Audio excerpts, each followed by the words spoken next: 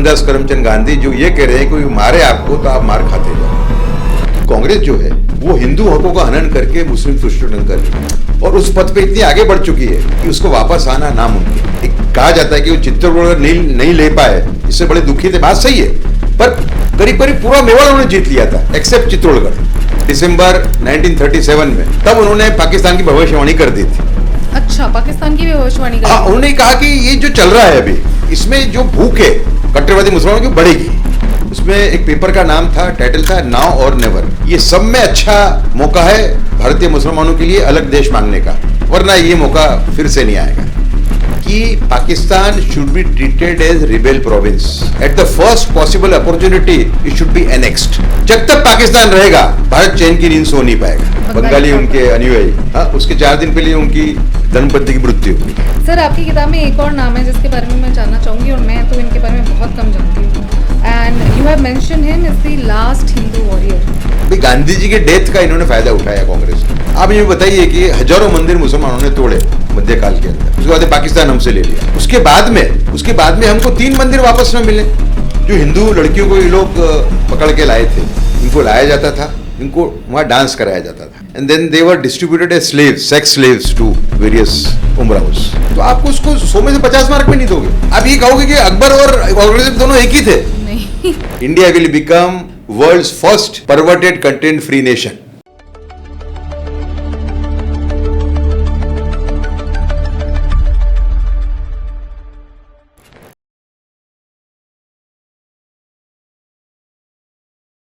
नमस्कार everyone, this is your host Smriti EST show से। आज जो हमारे साथ गेस्ट हैं वो बहुत स्पेशल हैं, और स्पेशल होने के साथ बहुत सीनियर भी हैं। तो मुझे एक्चुअली ऐसा फील आ रहा है कि मैं अपने दादाजी से बात कर रही हूँ, और बहुत अच्छा लग रहा है। एक्चुअली बहुत सीखने के लिए मिल रहा है जो हमारी कैमरे से पहले बात हुई है। आई एम श्योर कि जब हम आगे कॉन्वर्सेशन में बढ़ेंगे आपको भी बहुत सीखने के लिए मिलेगा। तो हमारे जो गेस्ट हैं आज, very senior, he was farmer central information commissioner in government of India, और बहुत ही एक सीनियर जर्नलिस्ट भी रह चुके हैं, mister Uday Mahurkar ji. Sir, welcome on the show. नमस्कार। सबसे पहले तो मैं आपका धन्यवाद करना चाहती हूँ। आपने जो भारतवर्ष के लिए इतना अच्छा काम किया है। आई नो कि आप एक बहुत सीनियर जर्नलिस्ट भी रहे हैं, आप बहुत सारे पॉलिटिकल पार्टीज़ में इन्वॉल्व रहे हैं। आपका काम नरेंद्र मोदी सर के लिए, अमित शाह सर के लिए बहुत रहा है जा कर के। उसके बाद भी आप देखो, मैंने कोई काम नहीं किया, कोई का मैंने अपना निर्वाह किया मेरे जवाबदारी का। सर, वो एक बहुत बड़ी बात है, मतलब कि निर्वाह करना। मुझे लगता है कि हर कोई अपना काम सत्य तरीके से निर्वाह करने लग जाए तो शायद कोई परेशानी ही ना हो। तो सर, आपकी जो बुक भी है और आपकी जो आइडियोलॉजी है, मुझे लगता है वो आज के युग का सबसे बड़ा धर्म को पालन करने का रास्ता है। लोग पूछते ना धर्म क्या है, धर्म की बहुत बड़ी व्याख्या है, लेकिन जो आपकी बुक है शायद उस पर कि तुम्हारा पहला धर्म नेशन फर्स्ट। और बिल्कुल आपकी बात से मैं मतलब I would agree to your statement कि आज की डेट में अगर हमें कुछ समझना है और आगे की जनरेशन को कुछ समझना है तो हाँ, ग्लोबलाइजेशन है, बहुत अच्छी बात है, लेकिन ये नेशन फर्स्ट की आइडियोलॉजी जो है उसको हम समझना चाहेंगे। और आपकी बुक में जो जिन वीरों की बात हुई है उनको मैं थोड़ा सा एक्सप्लोर करना चाहूँगी, क्योंकि शायद मैं उन वीरों के बारे में खुद भी बहुत नहीं जानती हूँ, और आई एम श्योर आज की जनरेशन तो बिल्कुल वाकिफ़ नहीं हुई होगी। तो मैं वो सत्य जानना चाहती हूँ। और ये शुरू करने से पहले, जैसे कि आपकी किताब में भी रखा है, उन सारे वीरों को, उन माँ भारती के वीरों को हमारा शत शत नमन है, जिसकी वजह से शायद आज भी सनातन जिंदा है 900 साल ऑलमोस्ट गुलामी में रहने के बाद। तो क्या वो गुलामी थी या फिर हम वीर होकर के बाहर निकले हैं? तो सर, इससे हम शुरू करते हैं हमारे पॉडकास्ट की। तो मैं कुछ ऐसी कहानियाँ सुनना चाहूँगी जो आपकी किताब में बहुत मेंशन्ड है, लेकिन आपके मुख से सुनने में उसका आनंद ही कुछ और होगा। सबसे पहले वीर सावरकर जी, मैं इनके बारे में जानना चाहूँगी, क्योंकि आपकी किताब में भी लिखा है कि उनके खिलाफ बहुत ज़्यादा क्रिटिसिज्म हुआ, शायद ऐसे एक्विजिशंस लगे जो सही नहीं हैं, और उनको बहुत ही बैड लाइट में दिखाया गया। तो पहली चीज़ तो ये बैड लाइट में क्यों दिखाया गया, और सत्य क्या है? देखिए, हम नेशन फर्स्ट की बात आजकल कई लोग करते हैं जी, नेता भी करते हैं, लोग भी करते हैं। नेशन फर्स्ट की एक भावना भी है उनमें, ऐसा नहीं है। लेकिन what is true nation first? This book is about that. Okay. My idea of true nation first is basically कोई भी काम ऐसा न करें जिससे आपके देश को नुकसान हो, भले आप खुद नुकसान उठा लें. ये बढ़िया. और जब नेशन फर्स्ट आप बोल रहे हैं तो आप अपना बेनिफिट आपको नहीं देखना है, उसमें आपको नेशन का बेनिफिट देखना है. समझे? और ये मैंने सीखा वीर सावरकर से. अच्छा. 1937 में जब वीर सावरकर पर से सभी बंदिशें ब्रिटिशरों ने उठा ली और उनको राजनीति में भाग लेने की अनुमति दी, उस टाइम वीर सावरकर के पास पूरा रास्ता खुला था. सुभाष चंद्र बोस ने उनको इनविटेशन दिया कि आप कांग्रेस में आइए, कांग्रेस को बल मिलेगा. मैं ऐसा अंदाज है कि संपूर्ण अहिंसा को लेकर जो उनका एक वैचारिक युद्ध चल रहा था महात्मा गांधी के साथ, उसमें वो मानते थे कि सावरकर हमारे साथ आएंगे तो हमारा ग्रुप जो है आइडियोलॉजिकली स्ट्रांग हो जाएगा. महात्मा गांधी क्या कहते थे? महात्मा गांधी ये कहते थे कि कोई आपको मारे तो आप मार खाते जाओ. एक गाल की वजह दूसरा गाल. मानव जाति के पहले व्यक्ति हैं मोहनदास करमचंद गांधी, जो ये कह रहे हैं कोई मारे आपको तो आप मार खाते जाओ. गौतम बुद्ध और भगवान महावीर ये समय बड़े सिंबल हैं कंप्लीट नॉन वायलेंस के, संपूर्ण अहिंसा के. इन्होंने भी ये नहीं कहा है कोई आप पे अनप्रोवोक्ड अटैक करे तो उसका प्रतिकार मत करो. तो ये कैसे बदल गया? तो इसको लेके जो वैचारिक लड़ाई चल रही थी उसमें शायद नेताजी को लगा हुआ कि सावरकर आते तो हम इसमें मजबूत होंगे वैचारिक रूप से. लेकिन सावरकर ने क्या कहा? सावरकर ने यह कहा कि कांग्रेस जो है वो हिंदू हकों का हनन करके मुस्लिम तुष्टीकरण कर रही है और उस पथ पे इतनी आगे बढ़ चुकी है कि उसको वापस आना नामुमकिन है. ये उन्होंने उस टाइम पे प्रेडिक्ट कर दिया था. ये आ गया उसके अंदर 1937 उन्होंने कहा कि कांग्रेस जो है वो हिंदू हकों का हनन करके मुस्लिम तुष्टीकरण कर रही है और ऐसा करना भारतवर्ष के अंदर ये देश के साथ धोखाधड़ी है और इस पथ पे इतनी आगे बढ़ चुकी है कि वो उसका वापस आना नामुमकिन है. इसके लिए मैं ये पाप मेरे सिर पे लेना नहीं चाहूंगा. और ऐसा कहकर उन्होंने न्योता ठुकरा दिया और उन्होंने एक छोटी सी पार्टी हिंदू महासभा, जिसके सभी सिद्धांतों के साथ वो सहमत नहीं थे, लेकिन वो एकमात्र पार्टी ऐसी थी जो हिंदू हकों का हनन नहीं कर रही थी, उसका अध्यक्ष बनना उन्होंने चुना. ठीक है. यह परिस्थिति राणा प्रताप जैसी थी. जब अकबर ने न्योता दिया राणा प्रताप को कि आप आइए, आगरा में आपको सर्वोच्च शिखर पे मैं बिठाऊंगा, पर राणा प्रताप नहीं गए. उन्होंने 20 साल तक लड़ाई लड़ी अकबर के साथ 20 और अंत में जीते वो. ये जो कहा जाता है कि वो चित्तौड़गढ़ नहीं ले पाए, इससे बड़े दुखी थे, बात सही है, पर करीब करीब पूरा मेवाड़ उन्होंने जीत लिया था एक्सेप्ट चित्तौड़गढ़. बिल्कुल. जबकि हल्दी घाटी के बाद कुछ नहीं था उनके पास में, पूरा मेवाड़ वो खो चुके थे. 20 साल की लड़ाई के बाद में जब उनका जो स्वर्गवास हुआ चावंड में उदयपुर के पास, उस टाइम पे वो चित्तौड़ छोड़ के पूरे मेवाड़ के स्वामी बन चुके थे. समझा? तो वीर सावरकर का जो ये बलिदान था, ये जो कृत्य था, ये जो उनका एक्शन था, वो it was a very big sacrifice for the nation. क्योंकि कांग्रेस उस टाइम पे कांग्रेस ज्वाइन करना एक फैशन थी.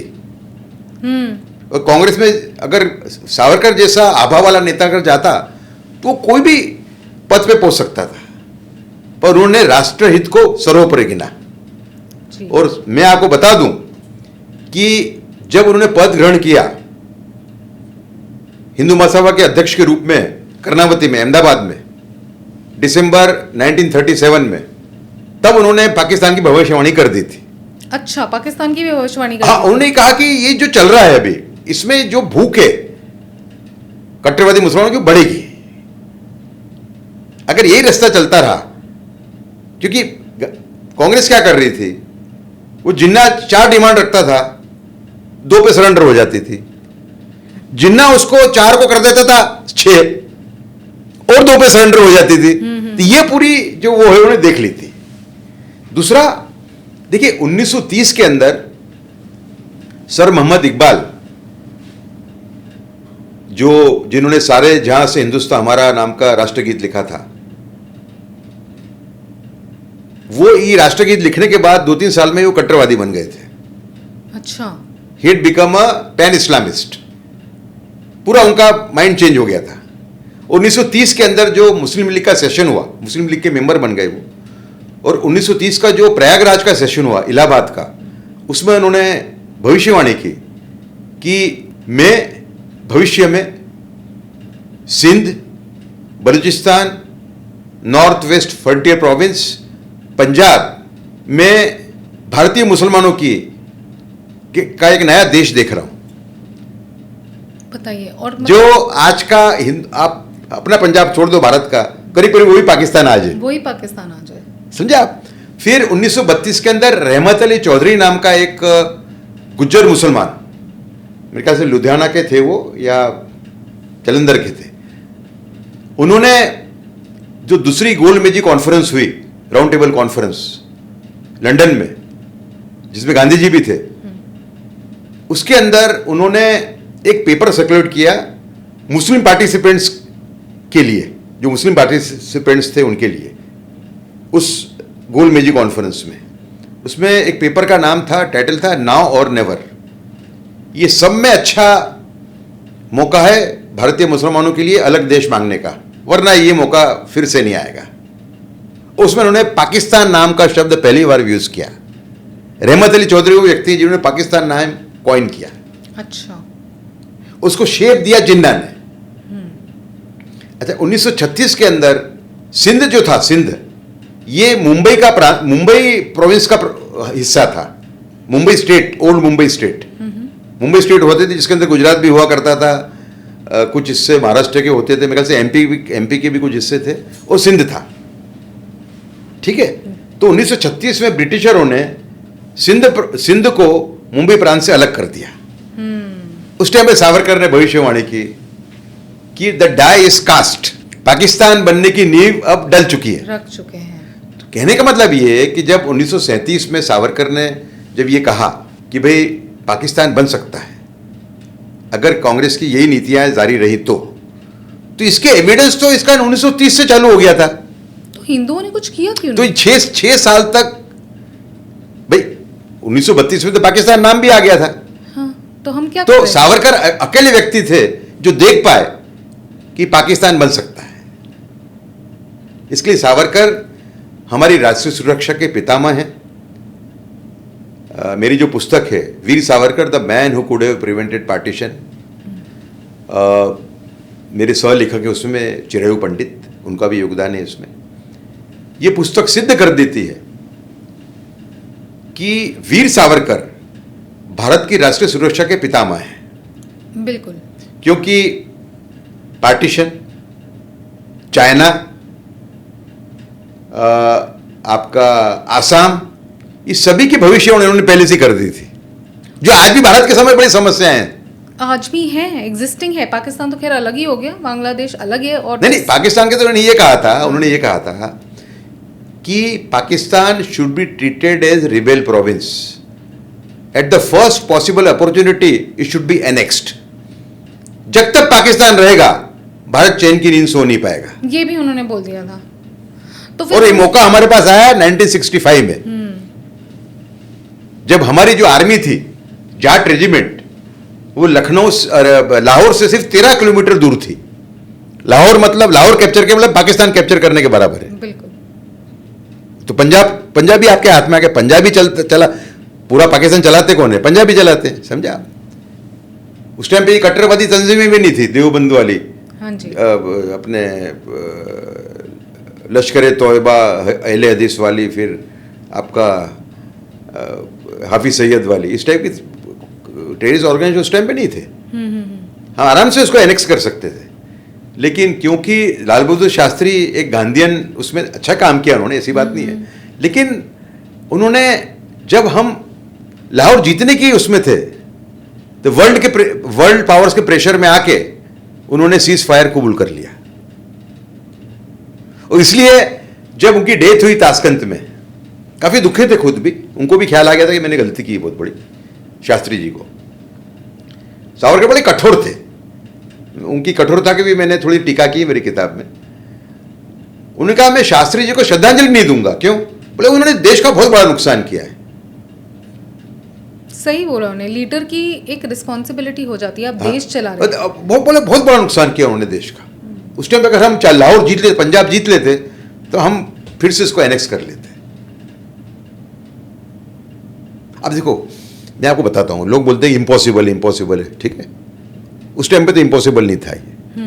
दूसरा, चाइना को, अरे पीओके को जैसे इन्होंने मेन स्ट्रीम में लाया है श्री नरेंद्र मोदी और श्री अमित शाह ने, ये छोटा काम है नहीं, कितना बड़ा काम है ये, बिल्कुल, जो हम सोच भी नहीं सकते थे। आप मेरी बात सुनो, आपको एक नेशन फर्स्ट के रूप में देखना पड़ेगा। बीच में आप पोनी वालों के पीछे पड़ गए थे, हमारे हिंदुत्व भाई। अब पोनी वाले में 3-4 ही इन्वॉल्व थे भाई, बाकी सब तो मदद कर रहे थे। बिल्कुल बिल्कुल, ऐसा लगता है कि किसी छोटी सी चीज को बड़ा करके उसका नैरेटिव बना के दिखाया जाए। वो जो पोनी वाले थे, चार एक निकले उसमें से इन्वॉल्व, समझे ना। बाकी सब तो, एक तो मर गया उसके अंदर जी जी, टेररिस्ट की गोली से। बाकी एक वो हिंदू लेडी थी, मराठा लेडी, उसने तो बोला कि मेरा पोनी वाला और मेरा टैक्सी वाला हमारे लिए भगवान है। मेरे टैक्सी वाले ने कहा कि बहन मैं तुम्हारे आंसू देख नहीं पा रहा हूं। अच्छा, उस टाइम पे जो निकले बाहर, पाकिस्तान के सामने डेमोन्स्ट्रेशन हुए पूरे कश्मीर के अंदर पहलगाम के बाद, आप समझ लो कि 50% उसमें अलताकिया होंगे। अलताकिया मतलब झूठ मूठ दिखाने के लिए कर रहे, ठीक है। अरे 50% भी अगर वो जेन्युइन थे, बड़ी बात है, बड़ी उपलब्धि नहीं है? उपलब्धि है, बिल्कुल सही बात है। माइंडसेट चेंज हो रहा है जाकर, माइंडसेट चेंज हो रहा है लोगों को। नहीं, जो डी रेडिकलेशन के प्रोग्राम में इन्वॉल्व हैं, जो मुसलमान लड़के सब मेरे टच में है वहां पे। और जो लोग डी रेडिकलाइज कर रहे हैं मुस्लिम यूथ को, वो मेरे टच में है वो लोग। अच्छा, they are very genuine people. अभी मैं कश्मीर में एक शादी में गया था, मुसलमान की शादी थी, तो टैक्सी वाले 2 मिले मुझे, 2 टैक्सी वाले अलग अलग, आई ट्रैवल्ड विद देम। बड़े वो दुखी थे सबके सब, क्योंकि पहलगाम के वजह से हमारा बोले ठप हो गया पूरा धंधा। बिल्कुल सही बात है, कितने लोग खुश थे कश्मीर। तो कट्टरवादी का प्रमाण है वहां पे, लेकिन ऐसा नहीं जो आप कह रहे हो, ऐसा नहीं कि सब। और मैं आपको एक और बार बताऊं, मेरे मन में ये बात सदी हुई है करीबन 15 साल से। मुझे ये लगता था कि बंदूक के डर से मुसलमान बाहर नहीं आ रहे, जो पाकिस्तान ने बंदूक का डर फैलाया है वैली के अंदर। भाई मिरवाइज के फादर को किसने मार दिया था 92 में? जी, मिरवाइज मौलवी फारूक, भले एडमिट ना करे वो, हाँ जी, वो तो सूफी है, समझो आप, उसको हुर्रियत में क्यों रहना पड़ा? जो किसी पिताजी पाकिस्तान के अगेंस्ट में, तो गोली मार दी उन्होंने 92 में। वो स्किल्ड बाय पाकिस्तान, आप समझे। तो मेरा ये अनुमान था कि जैसे ही बंदूक का डर हटेगा, इसमें कई लोग हैं जो खुल के जुड़ेंगे, और वैसे ही हो रहा है, धीरे धीरे हो रहा है, लेकिन हो रहा है। और मतलब आप इतने सीनियर हैं और आपकी भी कोशिश यही है, आई एम श्योर कि जितने भी नेशन फर्स्ट आइडियोलॉजी के हैं वो भारत को सबसे सर्वोपरि रखते हैं। अभी हमारे एक रविंद्र पंडिता करके एक व्यक्ति हैं, जिनका संकल्प ये है कि जो शारदा मंदिर है पीओके में, उसको हम रिवाइव करें। कितना सुंदर, उसका जीर्णोद्धार करें, ठीक है। आप देखो कैसे लोग काम कर रहे हैं। जब पहले यात्रा निकलती थी, पहले आजादी के पहले, तो बीच में एक दूसरा मंदिर होता था, वो भी शारदा माता का ही मंदिर था, टिटवाल के पास।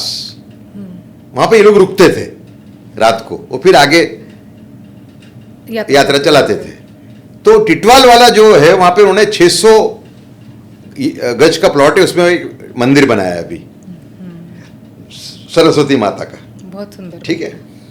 और वहां के जो पूरा गांव मुसलमान का है, जमीन भी मुसलमानों ने दी है, जमीन भी मुसलमानों ने। अच्छा, फिर उनसे ये तय किया कि भाई अगर आएंगे तो कहाँ रहेंगे, लंबा ट्रैवल है बहुत, तो कहाँ रहेंगे भक्त। तो मुसलमानों के साथ में एक टाई अप कर दिया कि तुम्हारे घर में एक आदमी रहेगा तो तुमको 1200 या 1800 रुपये रोज के मिलेंगे। अच्छा, खाने का सवाल होता है कि ब्राह्मण है भाई, मुसलमान के घर में नहीं खाएंगे, नॉनवेज का चक्कर है, ठीक है। तो उसके लिए उन्होंने वहाँ एक लंगर चालू कर दिया है, रहने का वहाँ, खाने का यहाँ। सही बात। छोटा सा गांव है, बड़ी उपलब्धि है, आप समझे। तो कहने का मतलब कि सावरकर की बात उस टाइम पे अगर मानी होती देश ने, तो भारत की कई राष्ट्रीय सुरक्षा को लेकर जो समस्याएं हैं वो शायद ना होती या कम होती। सही बात है। सर, आपकी बुक में आपने स्वामी परमानंदा जी के भी बारे में बात की है, जिनके बारे में मैं भी ऑनेस्टली बहुत ज़्यादा नहीं जानती हूँ, लेकिन आपकी किताब पढ़ने के बाद मुझे ये समझ में आया कि एक वो थे जिन्होंने बहुत पहले से बोला कि एक हाथ में भक्ति रखो और दूसरे हाथ में शक्ति रखो। इनके बारे में मुझे थोड़ा सा और बताइए कि मतलब इन्होंने कैसे कॉन्ट्रीब्यूट किया और ये नाम गायब कैसे हो गए हिस्ट्री में से? ये भी एक विडम्बना ही है एक टाइप की। बांग्लादेश में इनका जन्म हुआ था। अच्छा। इनके जो समकक्ष विवेकानंद और श्री अरबिंदो की तरह ये भी कायस्थ थे। अच्छा। ये भी कायस्थ थे, विवेकानंद भी कायस्थ थे। खुशी हो रही है मुझे सुन के। अरविंदो, हाँ आप कायस्थ हो तो आपको गर्व लेने की बात है, बहुत बड़ी। ये भी कायस्थ। तीनों समकक्ष थे, कंटेम्पररीज थे, लेकिन he was a more contemporary of Shri Aurobindo than Vivekananda. वो 4 साल के थे इस टाइम पे, विवेकानंद चल बसे 6 साल के थे जब, और ये चल बसे 41 के अंदर। तो ये थ्रू आउट उनके कंटेम्पररी रहे, किनके? श्री अरबिंदो के। देखिए, स्वामी विवेकानंद और श्री अरविंद महान संत है, इसमें तो कोई दो राय नहीं है। लेकिन इनको समझना एक आम आदमी के लिए थोड़ा कठिन है, बहुत कठिन। वो तो संत थे। हाँ, नहीं वही कंपैरिजन कर रहा हूँ, इनका समझना कठिन नहीं है। अच्छा। स्वामी प्राणवानंद जो है उनका कठिन नहीं है बिल्कुल समझना। वो ये कहते थे कि एक हाथ में शक्ति, एक हाथ में भक्ति। अगर सिर्फ शक्ति है और भक्ति नहीं है तो आप राक्षस भी बन सकते हो, हिंसक, रावण। और सिर्फ भक्ति और शक्ति नहीं है तो राक्षसों से आप बच नहीं सकते। ये अच्छी बात कही उन्होंने, कितनी इंपॉर्टेंट स्टेटमेंट। राष्ट्रवादी संत थे हर मायने में। हिंदू महासभा और सावरकर के लिए जेल में गए थे ये 1941 में, उनके देहांत के कुछ महीनों पहले। अंशुलन समिति से जुड़े हुए थे, और मेरा ऐसा अंदाज है कि इन्होंने डॉक्टर हेडगेवार, आरएसएस के संस्थापक, उनको भी प्रेरित किया था, ऐसा मेरा मानना है। अच्छा अच्छा। क्योंकि इनकी जो किताब है इनके संस्था की, भारत सेवाश्रम संघ की संस्था का नाम है जिसके संस्थापक थे, उसी किताब है संगीता। अच्छा। ये एक मैन्युअल है ऐसे आदमी के लिए जो उनका पथ पे चलना चाहता है। तो ये बिल्कुल आपको आरएसएस जैसी लगेगी। अच्छा। हाँ, समझे आप। तो मैंने एक बार माननीय मोहन जी भागवत से पूछा, क्योंकि डॉक्टर साहब भी कलकत्ता में पढ़ते थे जी, डॉक्टरी उन्होंने वहाँ से की उन्होंने, ठीक है, ये भी कलकत्ता में थे। तो मैंने कहा ये शक्य है क्या प्राणानंद जी से डॉक्टर साहब प्रभावित हुए हों? बोले हो सकता है, मैं ना नहीं कहूँगा। बिल्कुल। हमारे आर्काइव्स में आप आइए नागपुर में और चेक करिए, कहने के कुछ मिल सकता है आपको। बिल्कुल हो सकता है, पढ़ा हो, उससे ज्ञानवर्धन तो होता ही है, आपको आइडियाज आते हैं। तो प्राणानंद जी बहुत बड़े संत हैं, एक समय बड़ा उनका योगदान जो ये है, और क्यों आप उसमें भी बन जाएंगे, क्यों वो why he could not become as known as Vivekananda and Shri Arvind. ये तो उनका हाथ का लिखा हुआ बहुत कम है। उनका अनुयायियों ने उनके विचार प्रकट किए किताबों में, लेकिन उनका खुद का हाथ का लिखा हुआ बहुत कम है। अच्छा, समझा। ही was not as literate as Vivekananda and Aurobindo. वो बिल्कुल एकदम गांव के व्यक्ति थे एकदम। विनोद दास था उनका छोटेपन का नाम, बराबर। अच्छा। और समय बड़ा जो उन्होंने काम किया, वो उन्होंने दलितों ट्राइबल्स में से संत बनाए। ब्राह्मण के कक्षा के, बहुत बड़ा काम है ये। बहुत बड़ा काम है। ये कारण एक हो सकता है कि लोगों ने उनको उस टाइम पे एक्सेप्ट न किया। हाँ, उस साल जो जातिवाद का एक पर्चा है हमारे पे रहा जी जी जी कई सदियों तक, बिल्कुल। उसके फलस्वरूप शायद इनका एक्सेप्टेंस कम होगा। उस जमाने में अगर इस टाइप की बात करते थे, ये सावरकर का भी कहाँ हुआ एक्सेप्टेंस? बिल्कुल बिल्कुल। सावरकर भी ऐसे ही करते थे, जनोई पिनाते थे दलितों को। उस टाइम पे शायद वो मेंटल माइंडसेट था नहीं उस टाइम पे, है ना? जी जी। मैं ऐसा मानता हूं कि स्वामी परमानंद जी अगर राष्ट्रीय संत होते तो भारत की कई समस्याएं, खासकर कल्चर को लेके, नेशनल सिक्योरिटी के लेके शायद कम होती या ना होती। ये मेरा खुद का अंदाज है। कितने महान लोग दूसरा, हैं इसमें? मैं उनकी महानता आपको बताता हूँ और उनसे संबंधित एक दो बातें बड़ी इंटरेस्टिंग है। जी जी जी। आदरणीय योगी आदित्यनाथ जी, उत्तर प्रदेश के मुख्यमंत्री, इनके दादा गुरु थे दिग्विजय नाथ जी। अच्छा। ये कांकरवा नाम की एक राजपूत रियासत है, वहां से थे ये, और इन्होंने संन्यास अपनाया था, संन्यास लिया था, ठीक है। उनके गुरु थे गंभीर नाथ जी। ये देश के बहुत बड़े संत थे। अच्छा। गंभीर नाथ जी कोई जानता नहीं इनके बारे में। इन पे तो मैं मानता हूँ किताब लिखनी चाहिए कोई को, इतने बड़े आदमी थे। गंभीर नाथ जी जो हैं, उन्होंने दिग्विजय नाथ जी को दीक्षा दी और स्वामी परमानंद जी को भी उन्होंने दीक्षा दी। अच्छा। तो स्वामी परमानंद जी जो हैं वो योगी जी के दादा गुरु के गुरु, ये गुरु भाई है। वाह। और गंभीर नाथ जी कितने बड़े संत थे, उनके एक दो आपको किस्से सुनाऊंगा तो आप दंग रह जाओगे। ये मैंने माननीय योगी जी से भी मैंने इसका ज्ञान प्राप्त किया, कि अच्छा। दूसरे लोगों से भी किया है। अच्छा। 1908 में ये गिरनार गए घूमने, गुजरात। हाँ, यात्रा पे, जी पिलग्रिमेज पे। जी। उस टाइम बड़ा घना, आज भी शेर है वहां पे, उस टाइम पे तो और भी घना जंगल होगा। आज से कितने साल, 117 साल पहले। तो एक शेर जो है वो एक जो टोली थी भक्तों की, उस पर अटैक कर रहा था। उन्होंने उसको ऐसा किया तो शेर रुक गया। ये सत्य है। अरे रिकॉर्डेड है सब, ये रुक गया। फिर वो शेर उनके साथ में गोरखपुर आ गया। अच्छा। और गोरखपुर कितने साल रहा वो? 1917 में गंभीर जी शांत हुए, उसी दिन उसकी डेथ हुई।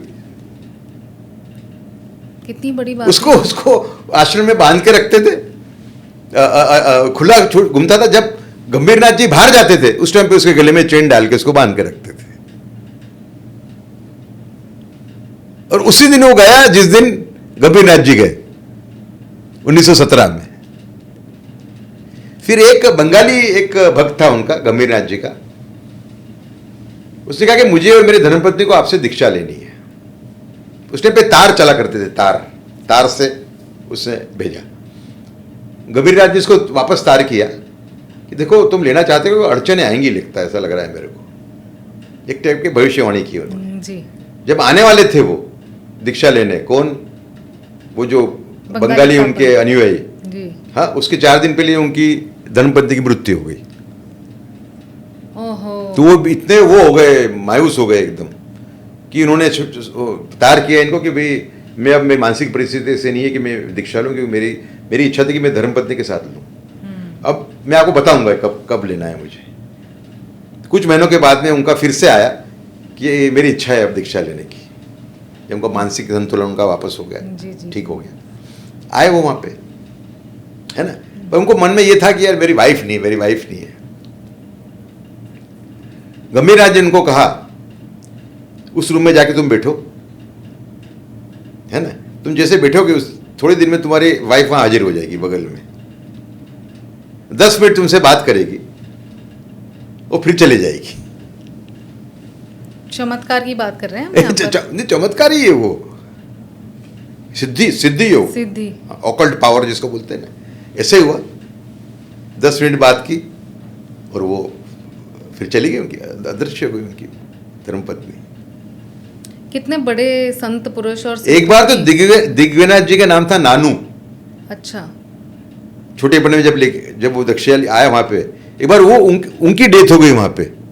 अच्छा। शासन के अंदर ही। हाँ, तो उनको सब गए कि भाई वो दानू तो शांत हो गया, तो उन्होंने कहा कि उसको मेरे पलंग के नीचे रख दो। अच्छा। बस जाके सो गए रात को। सुबह दानू जैसे बेड में उठते हैं वैसे उठ के आ गए। कमाल है। ये सब रिकॉर्डेड चीज है, शेर वाली बात रिकॉर्डेड है। कमाल है सर, मतलब मैं तो सोचूं कि कितने महान लोग भारतवर्ष में। गंभीरनाथ जी पे तो कुछ काम होना चाहिए, बहुत बड़ा, बहुत बड़े संत थे वो तो। सर अच्छा कौन थे मालूम नहीं, बोलते राजपूत थे कश्मीर के, ऐसा बताया जाता है, लेकिन कोई को श्योर शॉट मालूम नहीं है। अच्छा, कहते हैं कि संत कहाँ से आते हैं कहाँ जाते हैं पता नहीं होता है।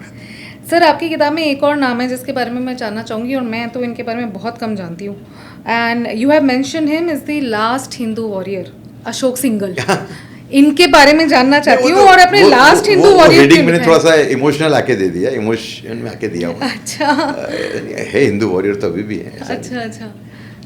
लेकिन देखिए मैं ऐसा मानता हूँ, कोई बात की अति हो जाती है तो भगवान सृष्टि को बैलेंस करने के लिए कोई व्यक्ति को भेजता है। बाद में जब मुस्लिम तुष्टिकरण की सब हदें, आप देखिए इसमें जो मेन जो इसमें है मेरा एक योगदान है इसके अंदर, पहले 60 साल में कितना तुष्टिकरण हुआ। भाई गांधी जी के डेथ का इन्होंने फायदा उठाया कांग्रेस ने। भाई पाकिस्तान मुसलमानों को देने के बाद में मुसलमानों को फेवर करती हुई नीतियां क्यों होनी चाहिए देश में? समान अधिकार क्यों नहीं होना चाहिए? सही बात है। आप सावरकर को बोल रहे हो कि सावरकर समान अधिकार की लड़ाई लड़ रहे थे। भाई सावरकर की लड़ाई हिंदुओं के लिए लड़ाई नहीं थी, वो हिंदुओं के लिए स्पेशल हक मांगने की लड़ाई नहीं थी, वो समान अधिकार की लड़ाई थी। जी जी। आप ये बताइए कि हजारों मंदिर मुसलमानों ने तोड़े मध्यकाल के अंदर, उसके बाद पाकिस्तान हमसे ले लिया। उसके बाद में हमको 3 मंदिर वापस में मिले पूर्ण रूप से, काशी, अयोध्या और मथुरा। क्या किस टाइप का वो सेक्युलरिज्म है, किस टाइप का ये? तो गांधी जी की का जो दुर्भाग्यपूर्ण हत्या हुई, उसका लाभ उठा के इन लोगों ने देश के ऊपर प्रो मुस्लिम नीतियां थोप मारी, और उससे जब अति हो गई उस टाइम में मेरा ऐसा मानना है कि अशोक सिंघल को भगवान ने भेजा। अच्छा, तुम जाके बैलेंस करो। अच्छा, वाह, जानना चाहूंगी। ही वॉज ए बैलेंसर, समझो आप, उन्होंने बैलेंस किया। देखिए सबसे बड़ी जो घटना हुई वो ही मदुराई में, मीनाक्षीपुरम में जी। वहां 200 दलितों को मुसलमान बनाया गया ओपनली। तो उस टाइम पे फिर विश्व हिंदू परिषद और इनको लगा कि भाई कुछ करना चाहिए, और ये जिम्मा सौंपा गया अशोक सिंघल जी को। उसके बाद में अयोध्या के गेट खुले 1984 में।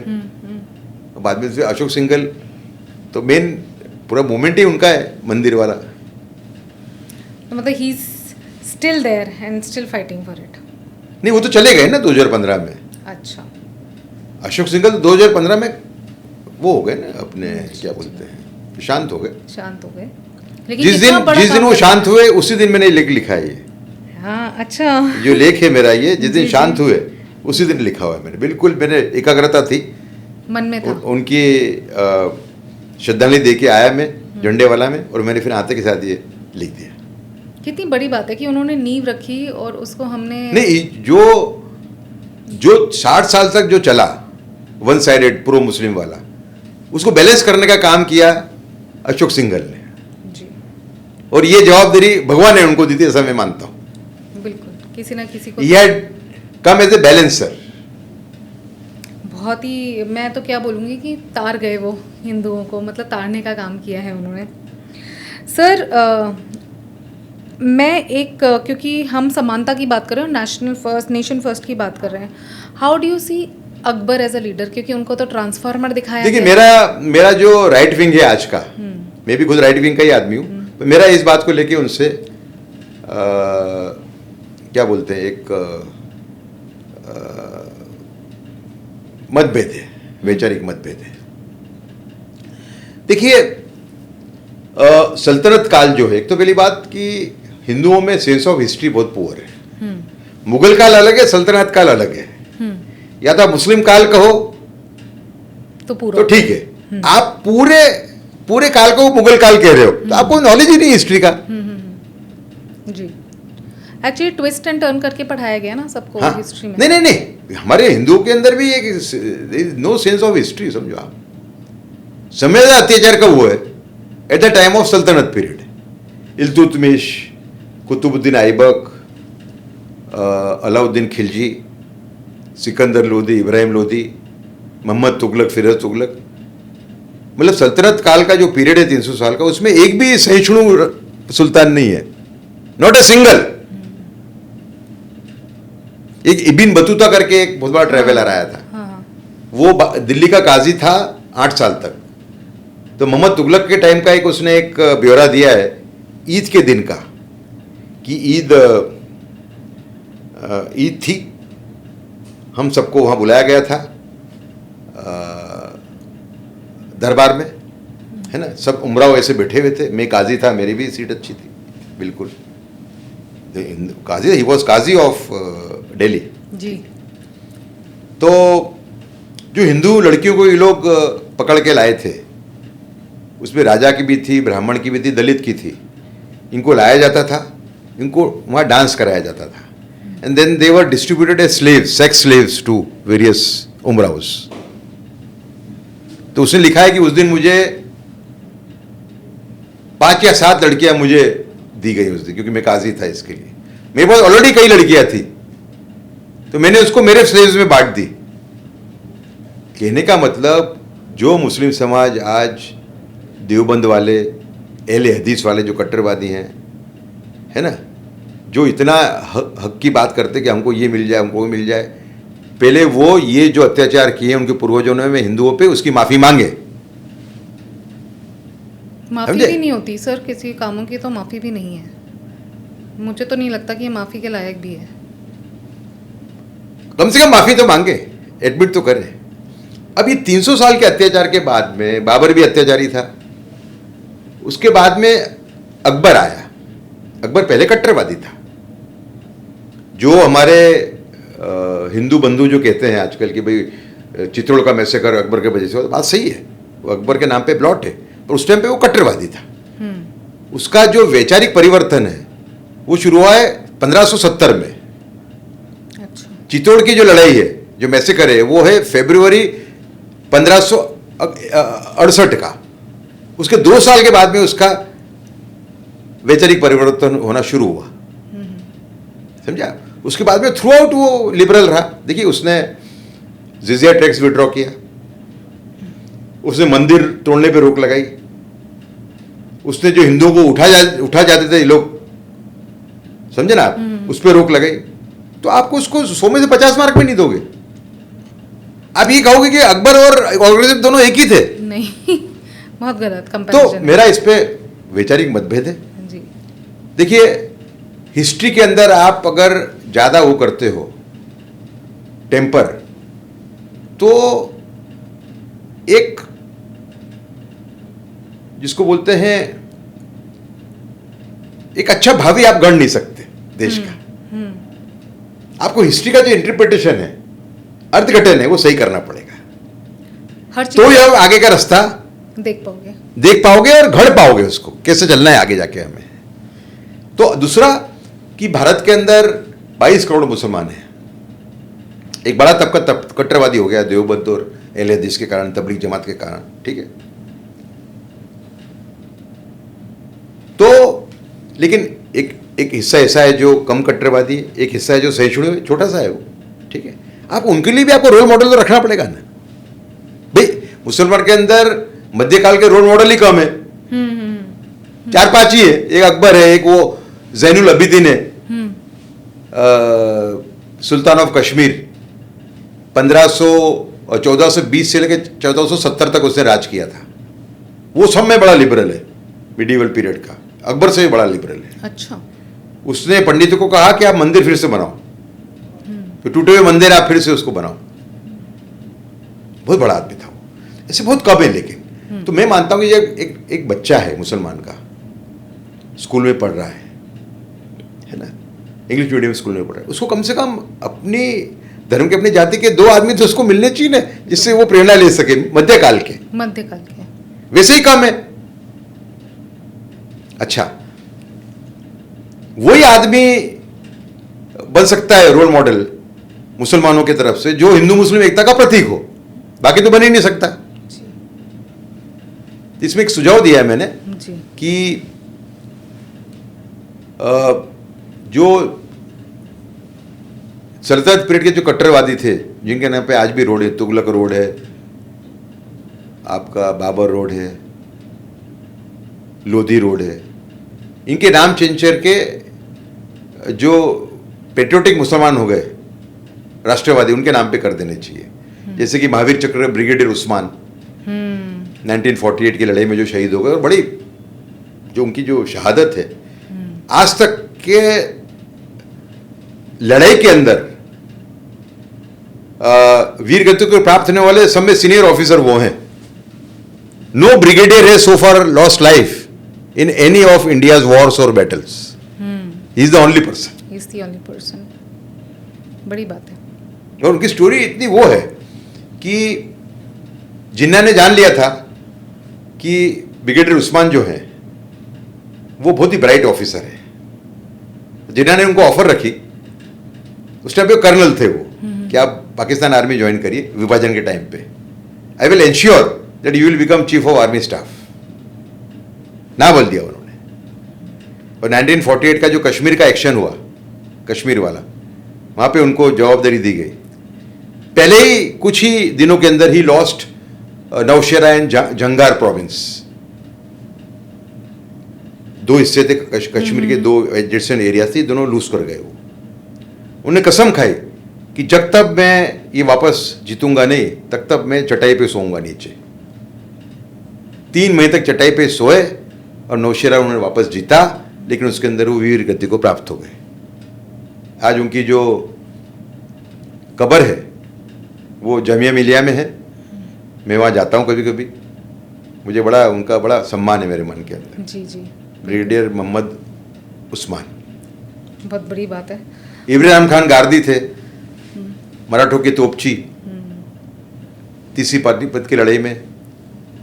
उनको अहमद शाह अब्दाली ने बहुत ऑफर किया उनको कि तुम हमारे साथ आ जाओ, काफिर के साथ कहाँ लड़ रहे हो। नहीं गए, जिंदे पकड़े गए दुर्भाग्यपूर्ण रूप से, और बड़ी टॉर्चर करके मारा गया उनको अब्दाली द्वारा, कि तो हिंदू हो, मुसलमान हो के उनके तरफ से क्यों लड़ा।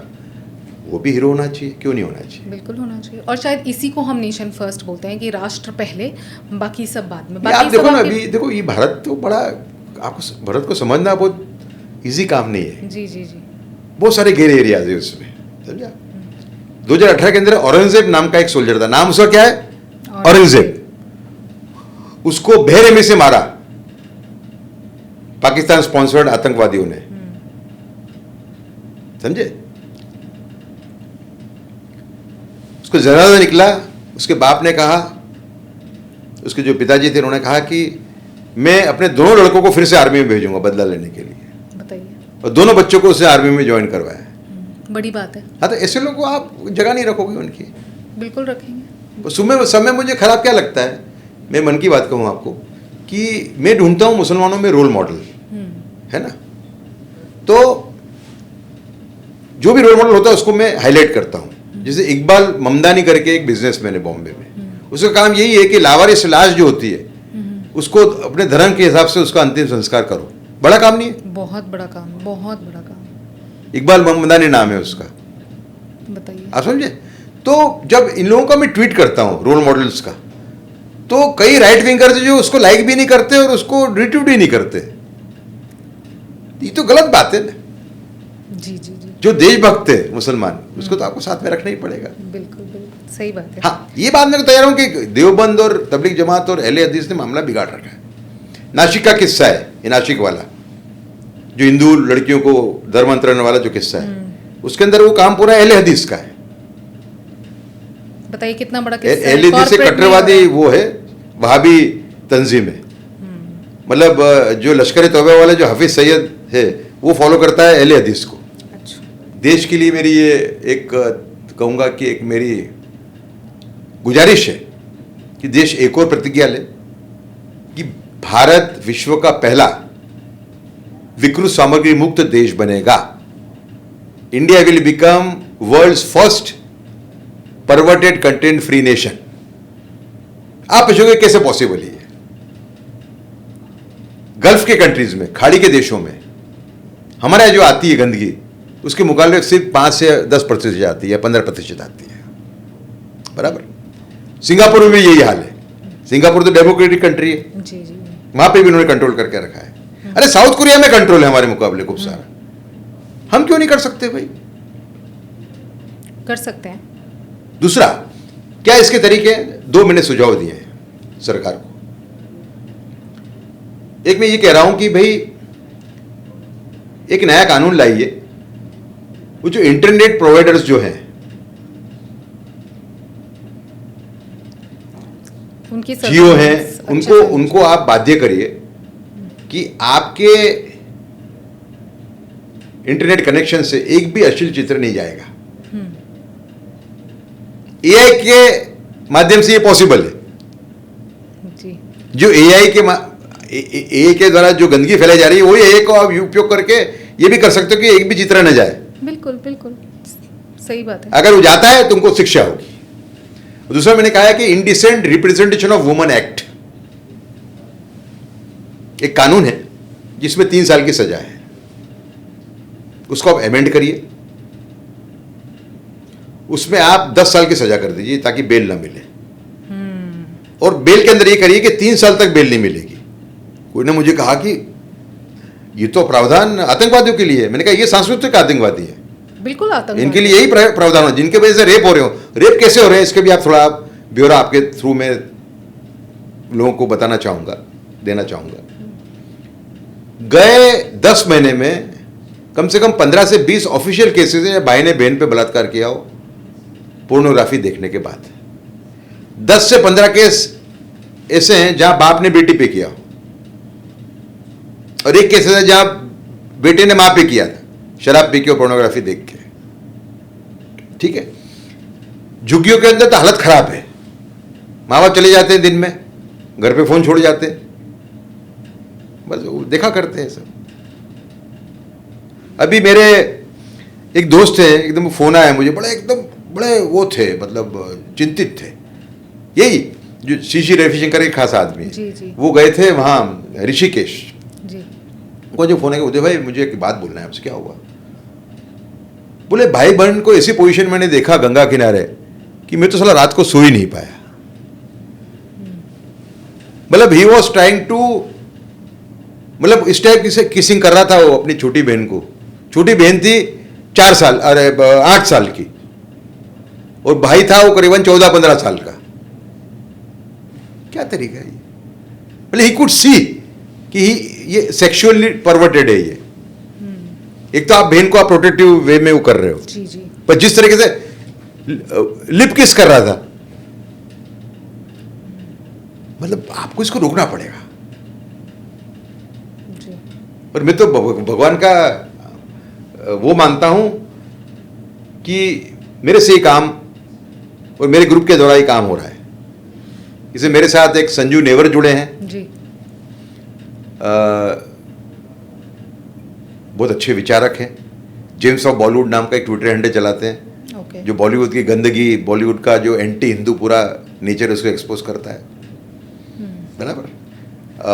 मेरे साथ स्वती गोयल शर्मा जुड़ी हैं, जी, पत्रकार हैं, वो भी इस कॉज से जुड़ी हुई हैं। ऐसे कई लोग मेरे साथ जुड़े हुए हैं। और हमने एक याचिका लगाई है सुप्रीम कोर्ट के अंदर, जिसमें हमने ये गुजारिश की कि ये बंद हो, कोर्ट इसमें दखलगिरी करे। तो जो सूर्यकांत जी हैं, जस्टिस CJI, उनका एक रुख हमें लगता है कि हमारी बात को मानने वाला रुख है उनका। सरकार का भी रुख अच्छा रहा उसमें। सरकार ने भी कहा है कोर्ट से, लास्ट हियरिंग में जो हियरिंग हुई थी 2-2.5 महीने पहले, सरकार ने भी कहा कि हम ये परिस्थिति, ऑन द कॉन्ट्ररी सरकार, जो सॉलिसिटर जनरल ऑफ इंडिया हैं तुषार मेहता, उन्होंने तो ये कहा जज से कि साहब आप इसको मॉनिटर करिए, तो बहुत खराब हालत थी ये तो एक अच्छी बात है ये जी। तो कोर्ट के हियरिंग अब स्टार्ट होने वाली है ना। लेकिन मैं आपसे एक बात कहना चाहूँगा, ये पॉडकास्ट एंड होने के पहले, ये प्रेरणा मुझे सावरकर से ही मिली है कि ये नेशन फर्स्ट है, नेशन फर्स्ट है जी, समझे ना। मैं चाहता तो गाड़ी बंगले के पीछे घूम सकता था, लेकिन मैंने ये रास्ता चुना मैंने कि ये नेशन फर्स्ट है। बिल्कुल, रास्ता आप खुद बनाते हैं। अच्छा, मुझे एक आध दो बार ऐसा भी हुआ कि सिस्टम में कि मेरे पे प्रेशर आया कि आप रुक जाइए, है ना।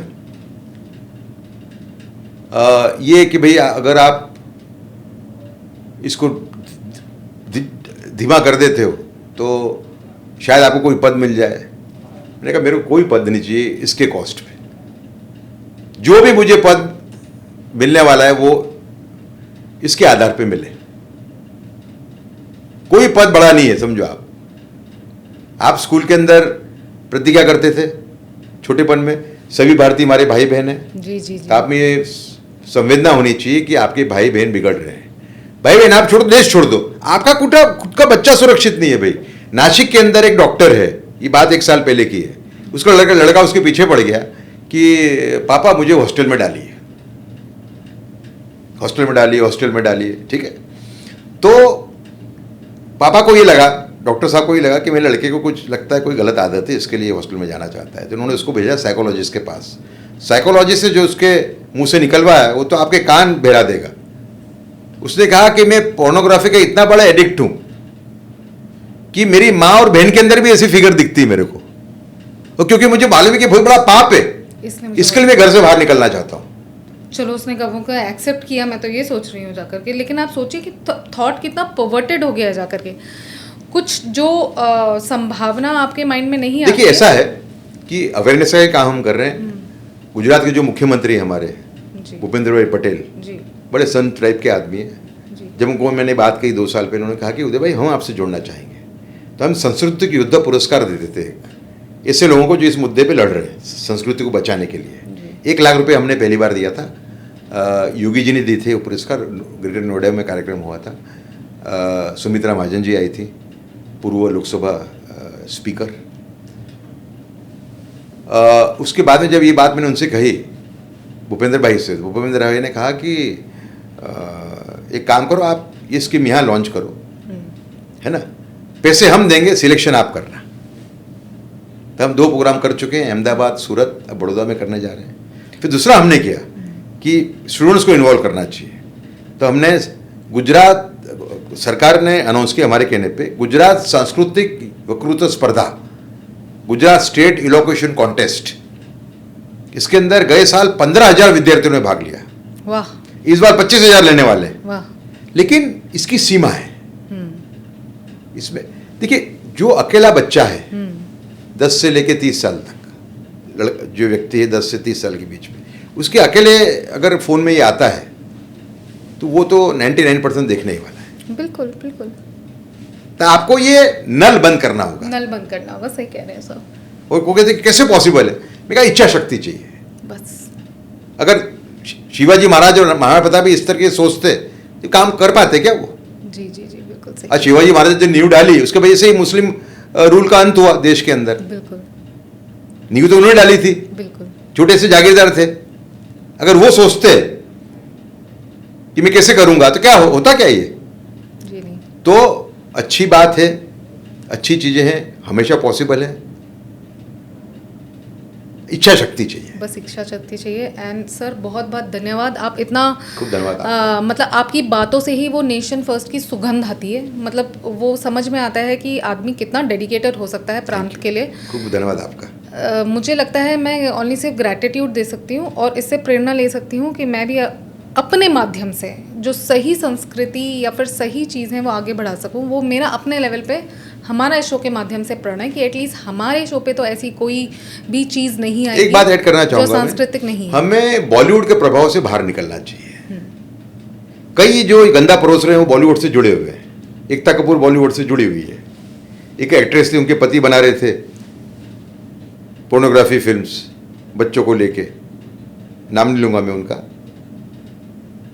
वो भी बॉलीवुड से जुड़े हुए हैं, समझा।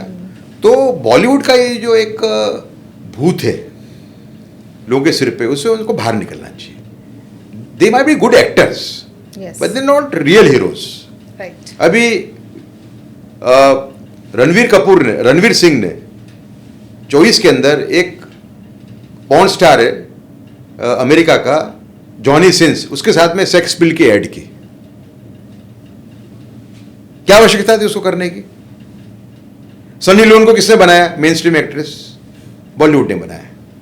उस टाइम पे जब उसने ऐड की जॉनी सिंस के साथ रणवीर सिंह ने, तो मैंने एक ट्वीट किया कि सभ्य समाज की जवाबदारी बनती है कि पॉर्न कल्चर को बढ़ावा न दे। मुझे बहुत आनंद होता अगर मुकेश अंबानी परिवार इस रणवीर सिंह की गंदी ऐड के बाद Hollywood porn star Johnny Sins के साथ अपने बेटे अनंत अंबानी के मैरिज में उनको न्योता न देता। इसमें अपने ये बनाया, इसमें भाई भी हो, कोई भी हो, कोई की शर्म नहीं भरने की। ये लड़ाई देश को बचाने की है, देश के कल्चर को बचाने की है। इसके अंदर कोई कॉम्प्रोमाइज नहीं, कोई कॉम्प्रोमाइज़ नहीं। Nation always first. धन्यवाद सर फॉर योर टाइम। खूब धन्यवाद। बहुत ही सुंदर कॉन्वर्सेशन था, बहुत ही प्रोत्साहन बढ़ाने वाला कॉन्वर्सेशन था, और आई एम श्योर आज के यूथ को इससे प्रेरणा मिलेगी। मुझे भी खूब मिली है, और हम अग्रसर रहेंगे सही पार पर। Thank you so much. धन्यवाद।